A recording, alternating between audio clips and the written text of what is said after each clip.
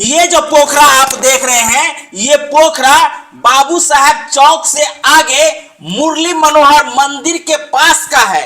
और ये जो पोखरा आप देख रहे हैं ना, इस पोखरा में एक अज्ञात युवक का लाश लगभग 2 दिनों से तैर रहा था। लाश की जो हालात है वो देखिएगा तो आप भी डर जाइएगा। डेड बॉडी जो है पानी में ज्यादा देर रहने के कारण पूरी काला हो चुका है। वहीं आपको बता दें कि उस लाश को देख करके लोगों की आशंका है कि इस लाश की अब तक जो है सो पहचान क्यों नहीं हो पाई है, जबकि ये लाश कई घंटों से इस पोखरा में तैर रहा था। लोगों की नजर जब उस लाश पे पड़ी, उसके बाद स्थानीय प्रशासन को खबर की गई।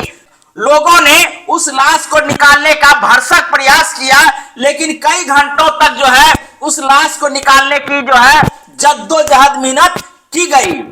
फिर भी जब लाश नहीं निकला, उसके बाद विशेष व्यवस्था करके उस लाश को बाहर निकाला गया है। दोस्तों, आपको बता दें कि स्थानीय प्रशासन पहुंच करके उस लाश को कब्जे में लिए हैं। उसके बाद पोस्टमार्टम कराने के लिए मधुबनी सदर हॉस्पिटल भेज दिए हैं। हम आप लोगों से विनती करना चाहेंगे कि वो लाश जो 40 और 45 वर्ष का बताया जा रहा है, यदि आपके क्षेत्र का, आपके परिवार का या कहीं का भी मिसिंग लग रहा है, आपके परिवार के लोग मिस हो गए हैं, तो मधुबनी सदर हॉस्पिटल पहुंचिए, जहां आपको वो लाश मिल जाएगी।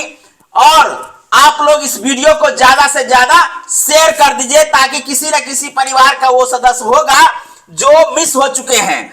वो लाश जो है सो बिल्कुल नंगा लाश है।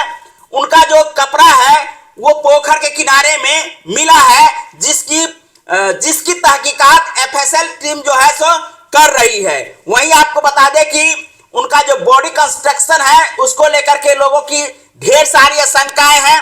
या तो उसको मार के फेंक दिया गया है, या वो आत्महत्या करने के लिए इस जगह को चुना है। जो भी हो, इसकी जांच होनी चाहिए।